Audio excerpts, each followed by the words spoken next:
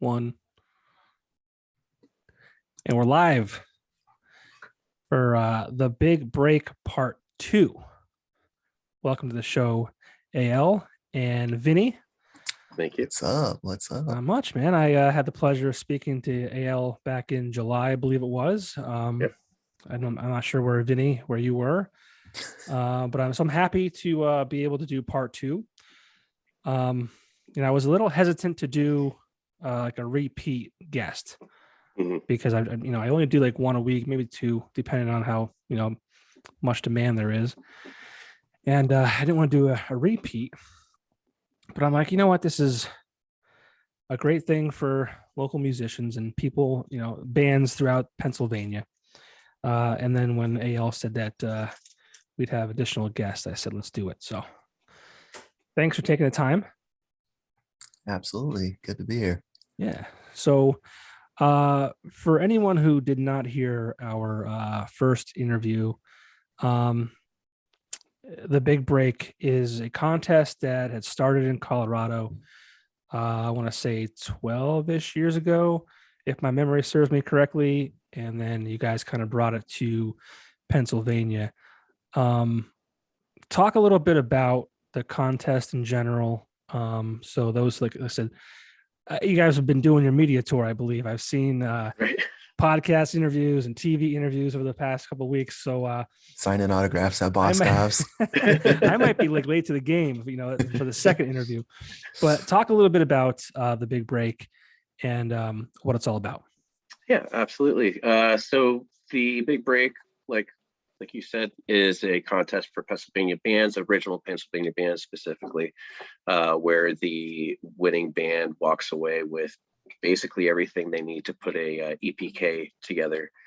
So that's a music video, track recording, photo shoots, live video, from a show. So in order for them to compete, the first round, they have to create their own DIY music video. They can't hire anybody or anything like that. And we give them 3 months to put that together and give them a few requirements to put in there as well. And the 3 months ended November 31st. And now we're into the voting phase. So we've uploaded all of the videos, and you can go to thebigbreakcontest.com/vote and check out, everybody's submissions, and you vote on the one you like best, and you can vote once a day. So that's going to be going on until the end of the month. And then January 1st, we're going to announce the 9 top bands that will be moving forward to round 2. In round 2, they are going to be a series of 3 shows with 3 bands per night, 1 band each night going to the finale, which will be in February. And those 3 bands compete there again. And for all these 4 shows, we've got judges, and we also have a few, as far as the shows go, we have a few extra goodies we're throwing in there. We're going to have some entertainers between bands, and it's just going to be a fun event. Cool. And today we're recording this is December 16th. I plan on getting this up within the next 7 days or so. So we'll have some time left for people to vote at thebigbreakcontest.com/vote. So you had 3 months of submissions. That's no longer, no one's able to submit now. But out of those 3 months, I mean, how many bands do you think you guys got? So we started with 18 that signed up. Then a few of them dropped off for personal reasons. And then we had 4 that dropped off because of COVID and scheduling conflicts. We had 1 band that just completely broke up and, during all of this. So we're down to 11 bands that are actually, followed all the rules and submitted their videos. So you had 18 total. Is that kind of what you expected? Did you expect more? Did you expect less? Honestly, I didn't know what to expect. I was hoping we would have at least 9, so we can actually move forward and do this. If we didn't get the 9, I would have probably canceled it or push the date up or something. Compared to when you ran it in Colorado, obviously it's probably a different market, different scene, different state. Comparing the two, I mean, it's not fair, but how was it compared to each other? There were definitely more submissions here in Colorado. And I think the reason behind that is that we actually took a little bit of time before launching it to get the word out, as opposed to in Colorado, we just kind of like, hey, this would be cool. Let's just do it. All right, we're going to do it. So. And what was the motivation, bringing it to Pennsylvania? From Colorado, obviously, you moved back here and that has something to do with it, but you're sitting around here in Pennsylvania. What made you feel like, hey, let's do this. Let's try this here. It was during COVID, and I started looking into local bands, and I was having a little bit of a hard time finding, somewhere that would list them all. But eventually I found some local bands, and I listened to them and I liked them. And I started thinking about the big break, and I'm like, well, why not bring it here? I'm kind of bored, with COVID, and people are going to want to go out eventually, and so the events fall in line there, and just want to do something fun and creative. Yeah, for sure. And Vinny, you're awfully quiet, and I don't know anything about you. So outside of the thousands of interviews you've done the past 2 weeks. Yeah, no, originally I grew up in Northern California, Vacaville, same hometown as Papa Roach. So I, would see them performing at, the local ice rink. My mom said, hey, Papa Roach at the time was that band where they were considered a rowdy, crazy, no one was doing what they were doing at the time. No one in my town would let them play at any venue because they were quote unquote too hardcore. So my mom said one day, hey, I run an ice rink. Why doesn't Papa Roach play? And being like a 9-year-old at the time, seeing that and going, wow, that's pretty cool that like my mom did that for Papa Roach. And then they get signed and become, one of the top rock bands of all time. And I was always just, I like socially, like in school, I hated everyone at my school. I just did not get along with them. But when I was hanging out with like bands outside of school, going to shows personally myself, I was like, these are like my type of people. Like I can connect with them. I vibe with them. They may be talking like guitar strings and, music lingo that I don't understand, but I'm like, this is cool. Like they're everyday people just loving life. And I was an aspiring actor. My plan after school was, I'm going to move to Hollywood and audition for movies and TV shows and be that goofy, college party guy on a, hangover type of movie or something. That's where you would see me. And I was like, I don't know, like Hollywood is too pretentious. I think I'm going to stick back home and hang out with these rock bands. I grabbed my grandfather's home movie camcorder. And I started, just going around filming local bands, interviewing them. MySpace comes out and people are like, yo, bro, you should put your videos on MySpace. And I'm like, dude, like, I'm not doing that. Like, no, I'm trying to become like TV, film, not internet. Like, no, this isn't AOL dial-up, kids. No. So I decided to say, you know what, screw it. I'll put my videos up on MySpace. Well, MySpace Records finds out I'm doing this on like the down low, and they're like, there's this like 14-year-old kid on MySpace interviewing these rock bands, and this is hilarious. And then of course YouTube comes out, and I kind of migrated from MySpace to YouTube. Record labels blowing my phone up, sending me little press kits every day, EPKs, which we're trying to make in for these bands in the big break. So full circle here. And they were like, hey, you want to go interview this band called the Jonas Brothers and Paramore and the Plain White Tees and Alien Ant Farm? And I'm like, I guess, like, what else am I going to do, And so here's a backstage pass, go hang out and watch the band be totally shit-faced and stoned. And I'm like, oh, this is cool, like an insight to the backstage. And, you see these bands that are on magazines, and I'm like, that's just like so unreal. But for some reason, I just loved it and I stuck with it. And then all these years later, I kind of got tired of California, wanted to be on the East Coast where my family's originally from. And I said, okay, did the college thing. All the friends are getting married, having kids, joining the military or whatever. And I said, what am I doing with my life? I'm going to just go start fresh, start new, start a new life out in Pennsylvania. That's where I'm at now. And then a couple months ago, I get a message from this dude right here on the screen saying, hey, you got a demo reel? And I'm like, oh, do I have a demo reel? Which video out of the 15,000 do you want to see? Google my name and there's my demo reel, and happy to be a part of the big break. And I understand that, the not only because of the pandemic, but the music scene here kind of needs, some new blood and new excitement and, just, these people need venues to play at. They need a platform, songwriters, artists. So it's nice to see the response what we're getting with the big break. So you guys didn't know each other at all prior to this. Yep.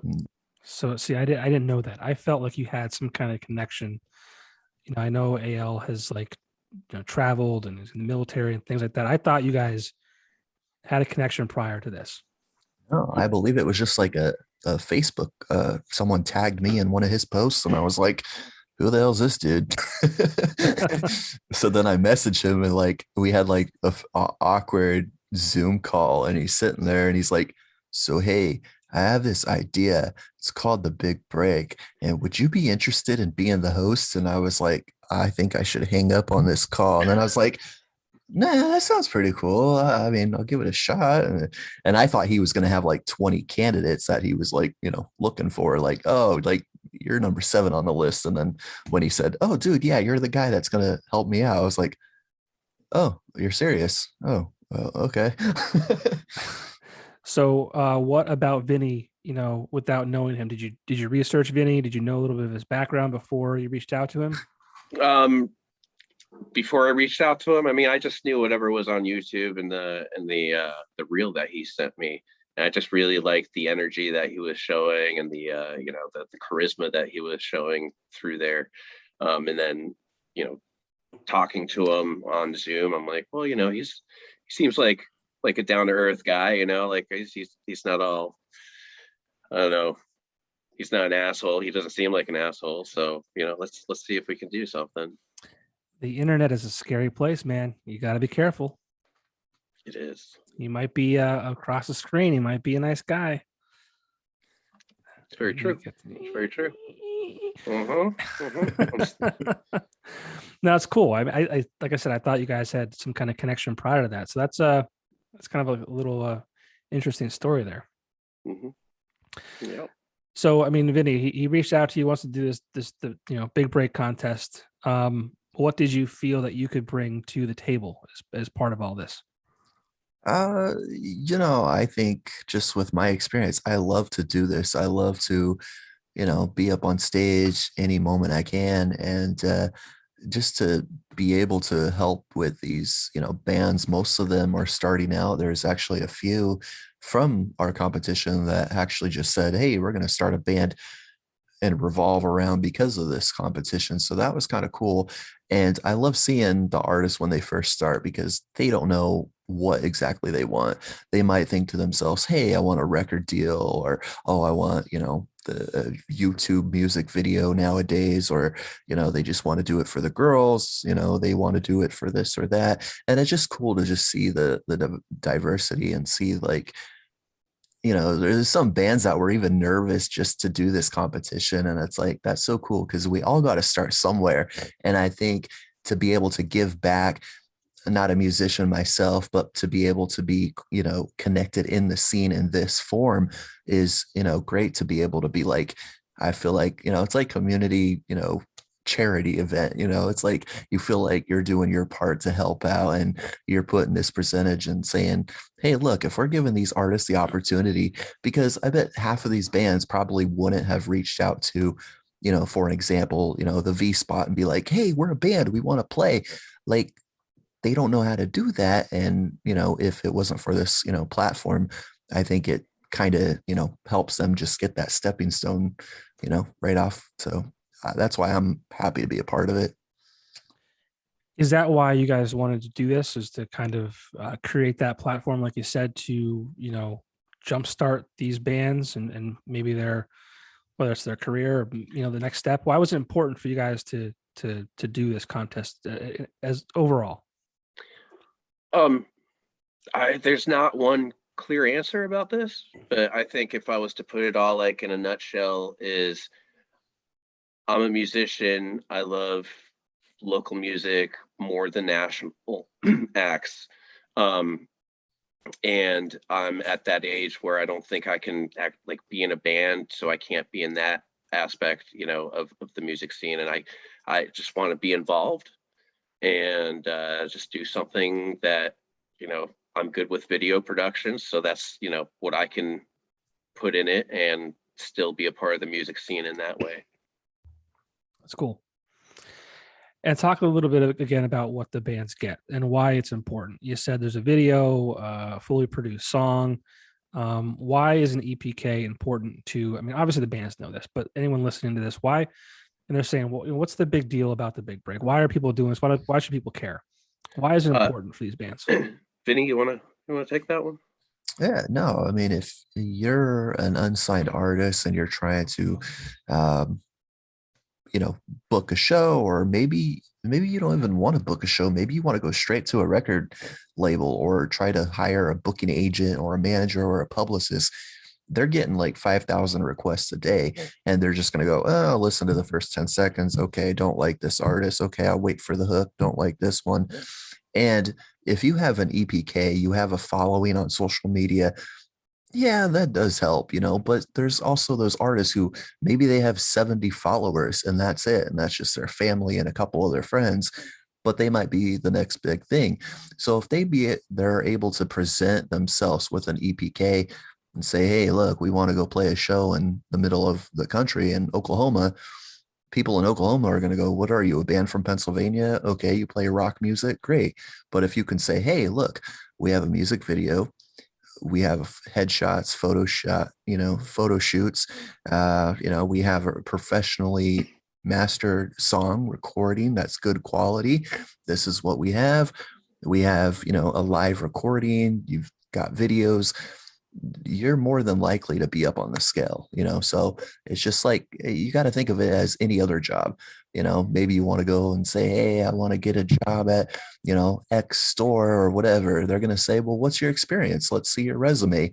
And if you can be like, oh, I did this and I did that, and oh yeah, we're a band, a lot of chicks dig us, and we sell out at the bar in Scranton, people are not going to care. But when they start seeing the media and start seeing the photos and the video and go, oh, this band might be something, now they're going to pay attention. So that's why it's important. And I think with Eyal and myself as filmmakers, I've done tons of music videos for artists, and it just helps. I see a band that has no media whatsoever. Maybe they have a Facebook page and a cute picture of themselves. Cool. All right, go like their page. Why not?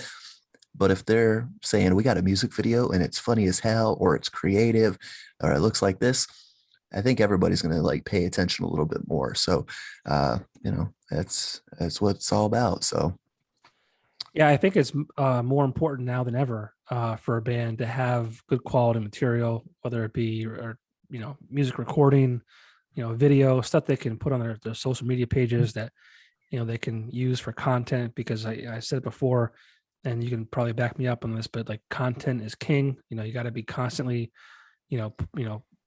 sharing with your fans and potential fans who you are and what you do, and whether it's a TikTok or a Facebook video or whatever it might be. That's a full-time job in its own almost. Yeah, man. I was talking to who was it? Shoot, I don't remember. The Magwas, and just how important it is, and you mentioned Vinny too, but like back in the day, like you saw bands partying, getting drunk, getting high, whatever it might be. I don't think you see a lot of that these days because for a few different reasons. I feel like, the younger bands are a little, more health conscious, but I think like a big part of that is because they are, just focused on the band and moving it forward. And it's almost a business where they have to be able to constantly put out content, and, that there's cell phones in everyone's pockets. So if they do something bad, during a party or during a show, that could, ruin them before they even get started. Which I is don't kind know. of, I saw a video of this chick pissing on some dude's dude, face. that was amazing. That was amazing. Like, I don't even know, man. That's so cool you brought that up. And like the thing about it too is like she's very, very attractive. It wasn't like just some slob who decided like let's Right. and the guy didn't look like he minded. No, he's like spit that out. That was got it on the freaking people up front. Yeah. And then I think wasn't she like getting sued or something happened to her?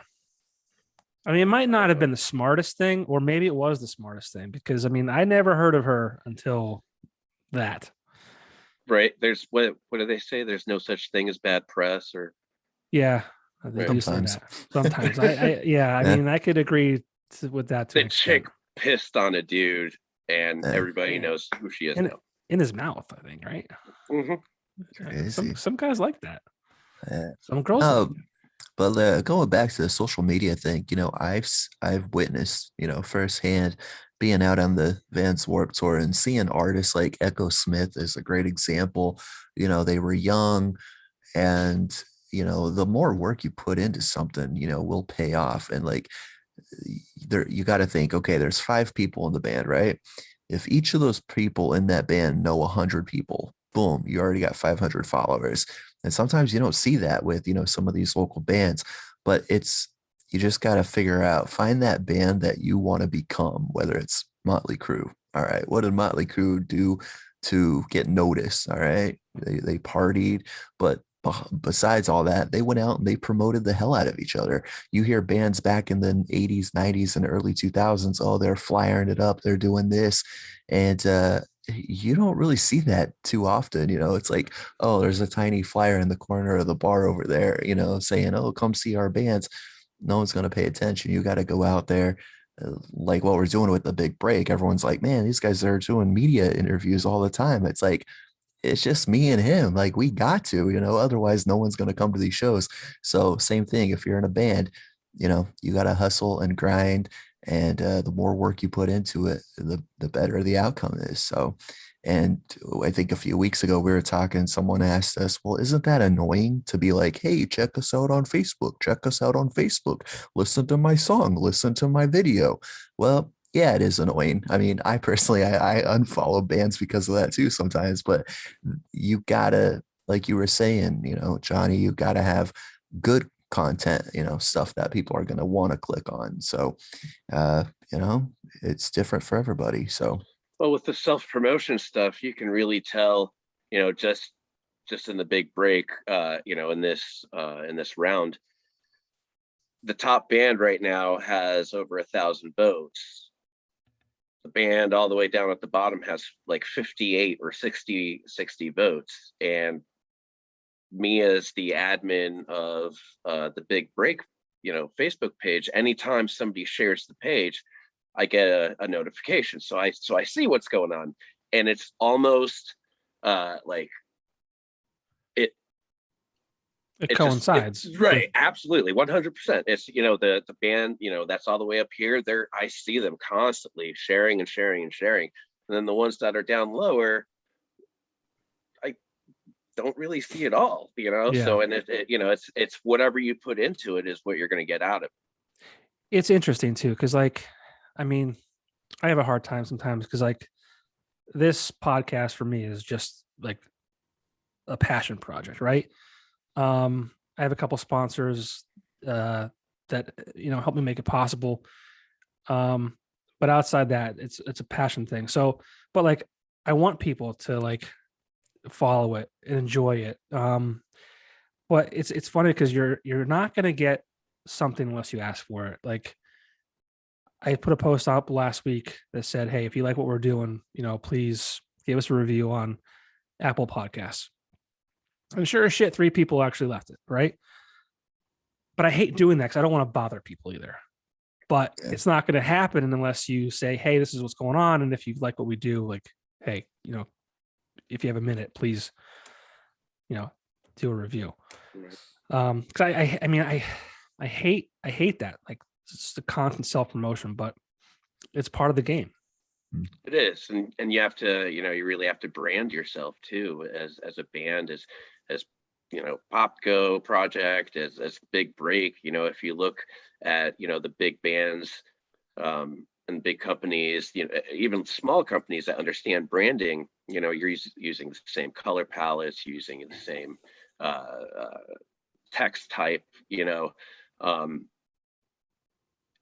it's not just throwing anything out there and see if it sticks. It's make a whole, a whole cohesive thing. Right. And stick with it. Yeah. And for me too, like Johnny, I completely get you 100%. Like, I had people who were like, oh, if you're gonna do a show, you gotta have Instagram, you gotta have TikTok, you gotta have Snapchat, you gotta have Facebook, you gotta have a Tumblr, you gotta have Blogspot, you gotta have all this stuff.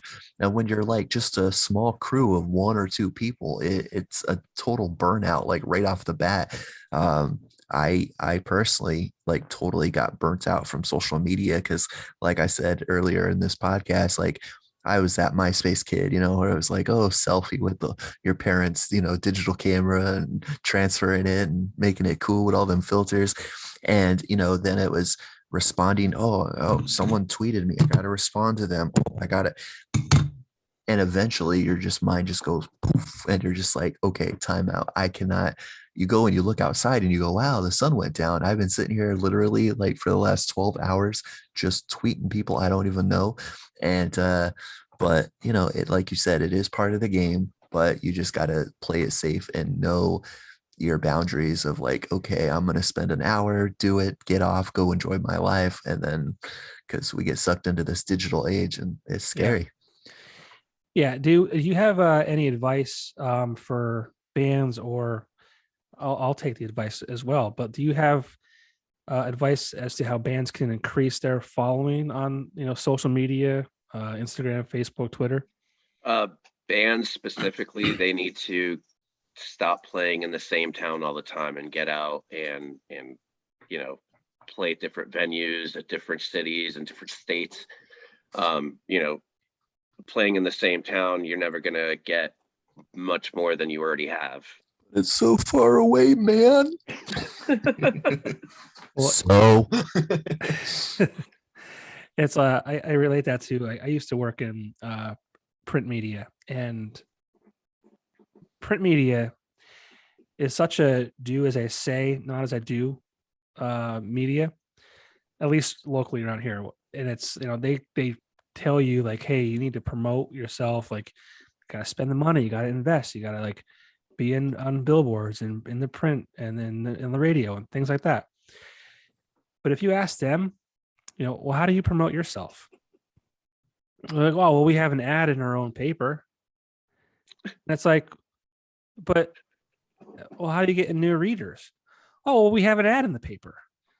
But like the people seeing the ad are already your audience. How do you get new people? Oh, we don't. Do you spend money elsewhere? No. We don't do that. So it's like, if that's like a band playing to the same audience all the time, you're not going to grow your audience if you keep playing to the same one. Right. Exactly. So. I mean, that's what you want to do anyway in a band, right? You don't want to stick around in the same, so start practicing. Yeah. And also it helps to have like mentors. And that's why we brought the judges in for the big break too, is, these young bands or fairly new bands or experienced bands that have been around for a while that are in the big break, it just kind of gets them to the next level in this aspect of, wow, like, if this is like, for an example, we got, Josh Balls from Motionless in White. And people always are like, well, what made that band successful? How come they got to get out of Scranton and Wilkes-Barre? And how come it took them 5 to 10 years to get their first record deal and be on Fearless Records and, everything blow up for them? How does it work? And I think that's the issue with not just this area, but other local areas, is that they're maybe not afraid to ask, or those artists aren't afraid to share either. Like you were just saying about with the media. Well, if they're successful, how are they successful? I had the same issue myself. I wanted to be an actor.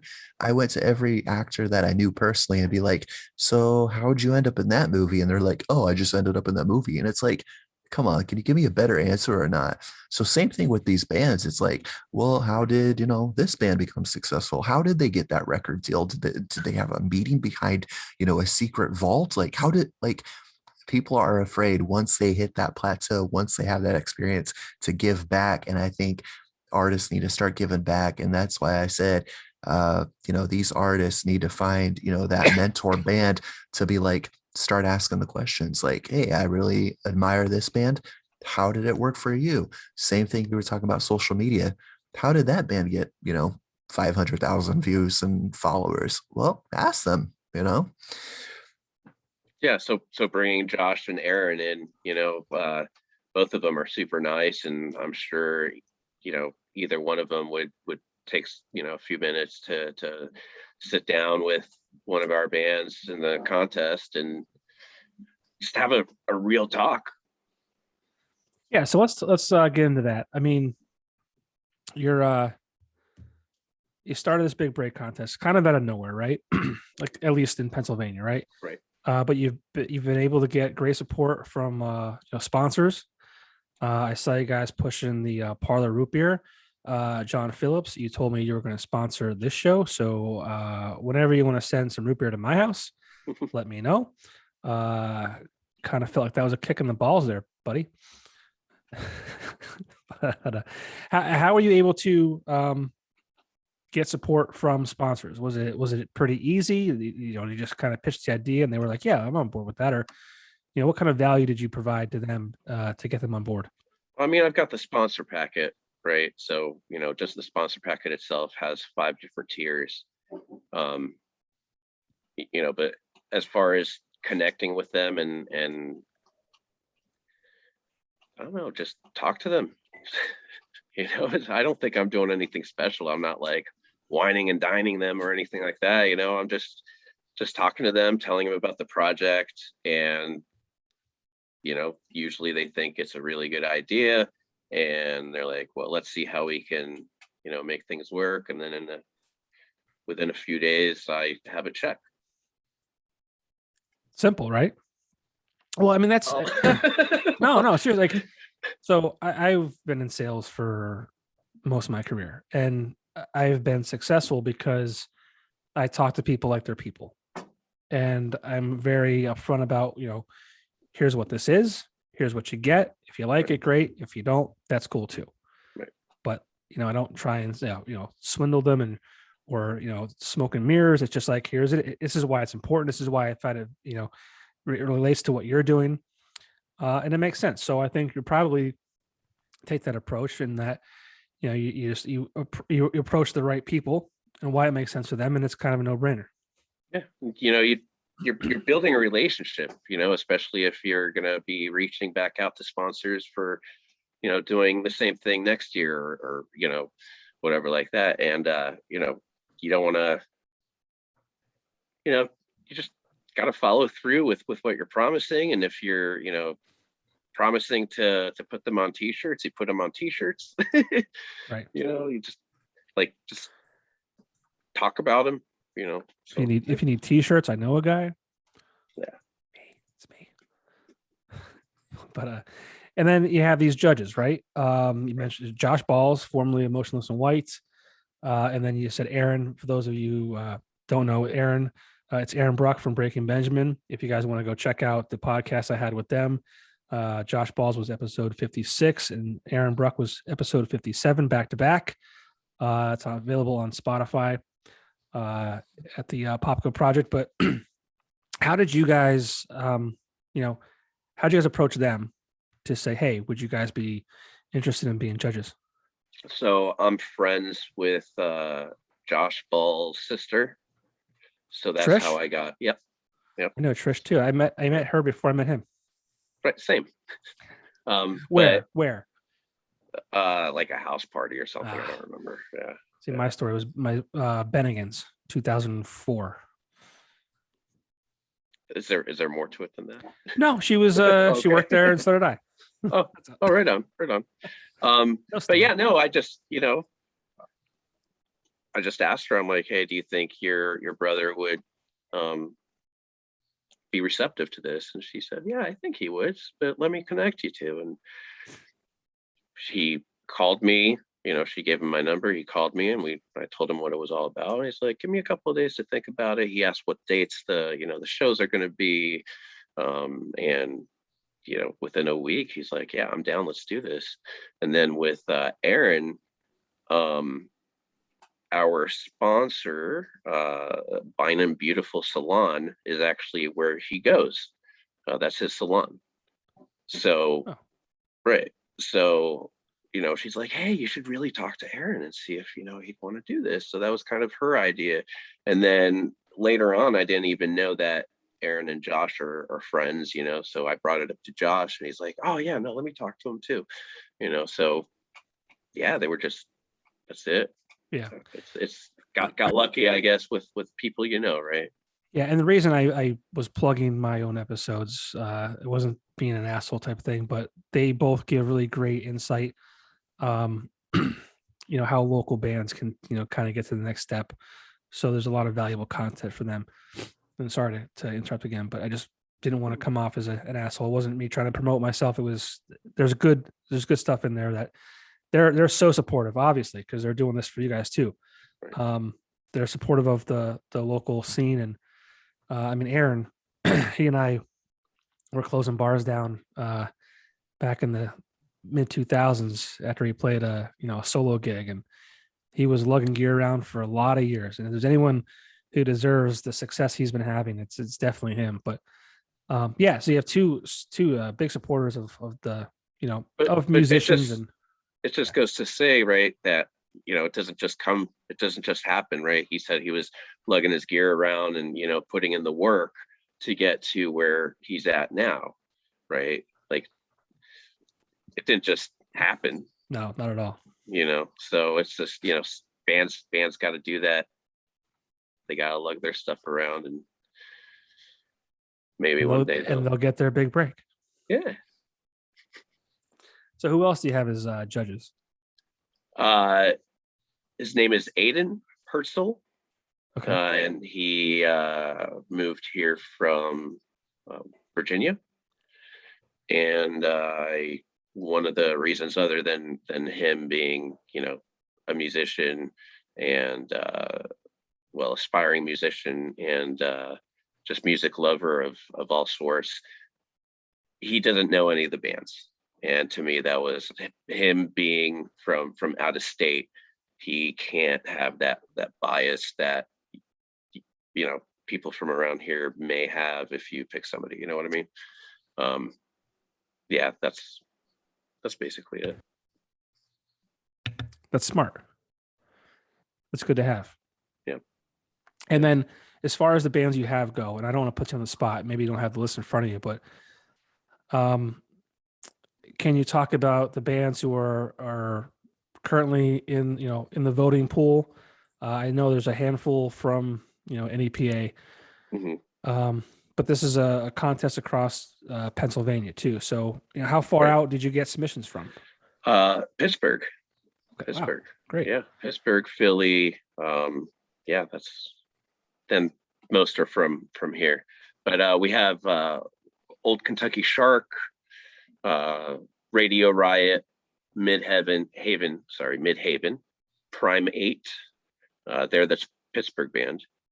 I Am Buffalo, Gus the Savage, Tainted Faith, Black Horizon, Stars Burn Red, Stephanie and the Wild Hearts, and 570.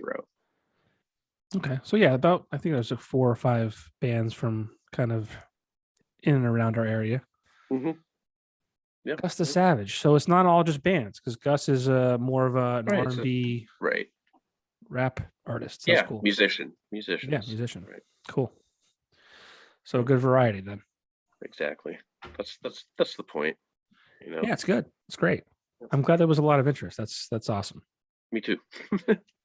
It's hard, especially like something new. I'll call it new because it's new to the area.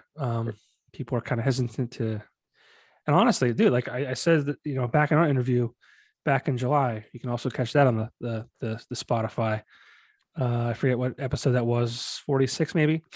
Yeah, back in July, episode 46 was our first discussion, and that was very preliminary. You didn't really allude to much. We talked about what the concept was, but now there's we're into the voting. We got the judges locked in. You're moving full force. Venues, yeah. So talk about the venues. Yeah, sure. So round 2, like I said, it consists of 3 nights with 3 bands per night. The first night is going to be January 21st at Finnegan's. Then the very next night, January 22nd, is going to be at River Street Jazz Cafe. And following week on the 29th, we'll be up at the V Spot. And then the finale is going to be in February 11th at Bar Louie at Mohegan Sun. Very cool. That's a good spot. I mean, I'm not a big casino guy, but as far as parking and a central location, right, and that's also going to be the only one out of all of them that is going to be no cover and all aged, 16 and up to get in. Cool. The rest of them, the second round, they're all 21 and up and $10 at the door. As far as working with the venues, I mean, I know Vinnie very well at the V Spot, so I'm sure this is actually the 3rd podcast in a row that Vinnie has been brought up. Oh, yeah. I mean, this is a heavy NEPA music podcast, so it doesn't surprise me because he, out of the venues in this area, he's one of the biggest supporters of that. But I mean, how did you go about reaching out to the Jazz Cafe and Finnegan's? I think it's Finnegan's Irish Rock Club in Scranton. Yep. Mm-hmm. And then obviously Bar Louie. How did they feel about the whole thing? So Vinny from the V Spot, I just called him. I called the venue and I asked, and at first he's like, first of all, before you even ask, just this, what band are you with? Because we're already booked out 6 months ahead or whatever, right? And I'm like, well, it's for a whole night. It's, an event, the Big Break. He's like, oh, wait a sec. I've heard about the Big Break. And, so I think the initial work of, everything we did really helped to get to that part. But he was very, very supportive. He's excited to do it. And the same thing with Finnegan's and the River Street Jazz Cafe. They're just, for instance, River Street Jazz Cafe usually feeds their bands, you know what I mean, and things like that. So we were able to work things out where perhaps he doesn't have to give as much and I can take a little more for putting towards producing the music videos and stuff. So it was none of this was standard by any means. There was some finagling, I guess, or not finagling, but just compromising on both ends to make it work. Cool. You took your shot. Yeah. That's cool. That's cool. I'm glad that this area and the venues, especially, were very receptive to it. That's cool. Yeah. Bar Lou is super excited. They're even already saying, hey, let's do it again next year. All right, can we bring the bands into your venue first and see what you think? Can we see those goes first before we right. Unless you want to pay a down payment for your sponsorship or whatever, you can do that now if you want. Right. Well, yeah. Well, that's great, guys. I mean, it's I always really enjoy seeing people, bringing new things to our area. especially when it involves, local music, because I've just been such a big advocate for this area and the local scene here. And I think we have one of the best in the country. I always say that I would put our scene up against anybody else's. And not that I've seen a lot of other areas in their towns and their scenes, but I'm just that proud of our area and what we produce. And again, not that this contest is only about, NEPA, it's, beyond that, but the venues and all that kind of stuff are here. So, kudos to you guys for doing what you're doing. And I'm excited to see the next steps. So yeah, I'm hoping you come out to, at very, very least, the finale. And the other 3 too. That would be cool. Yeah. I don't get out much. I try to, not that I'm anybody, but I try to make appearances. I say that because I have a wife and kid at home, but this is at night, so it's like I try and sneak out. I mean, Eyal, we met officially at the V Spot. Mm-hmm. What night was that? Was that the awards? It was. Yeah. I think I was on my way out. I had a few drinks. I was in, yeah, just a couple. Yeah, no. Well, Vinnie invited me to the back, and I'm like, okay, sure. Nothing ever good happens after that. And yeah, awards were won, and people were celebrating, and I got kind of. Yeah, it was a good time. There was the vibe in there was just awesome. It was just no negative, vibe from anyone. Yeah. And it was packed. Everyone was having a good time. It was just, it was good. It was really good. I was like in the middle of losing my voice that night. And I was like, I hope people don't think I have COVID, because I got tested and I was negative, but like, I was struggling, struggling bad. But anyways, guys, thank you so much for doing this. I wish you guys nothing but the best of luck with what you're doing. Thank you. The bigbreakcontest.com is the official website. If you want to vote for the bands that are involved, it's the bigbreakcontest.com/vote. And is there anything else you want to tell my audience that's going on? Just come on out. Come out to the shows. Have a good time. Bring your family, your friends, and support these bands. And let's put the NEPA on the map all over the place and have a good time. And I know everybody's like, I haven't been to a concert in so long. Well, here's your perfect opportunity. It's affordable. So come on out, have a good time, and we're ready to rock and roll for you guys. And we're also giving you an opportunity to be able to support the music scene without having to leave your house for the month of December. Just go check out the bands and the work that some of these bands put into their music video really, really shows. And I really, really suggest you go out there and check them out and vote. That's what they're voting on, right? They're voting on the DIY videos that the bands put together. Yes. Yeah. Cool. And Vinnie, what's your last name? My last name is Langdon. All right, Vinnie Langdon. You're very mild mannered for the way you've been around these bands and you've been on stages and you love stages. I gotta Google you. And I think anybody else out there who's watching this or listening, Vinnie's very relaxed, but it sounds like he's got a little bit of an entertainment value to him. So I gotta go check that out. Maybe I should have done that before we did this tonight, but all good, man. All good. Did a great job. Enjoyed it. Cool. Yeah. Well, thank you guys again. Once again, the bigbreakcontest.com. Thanks for doing this, and we'll see you guys soon. Yeah. Thank you. Thanks. See you out there. We'll see you later.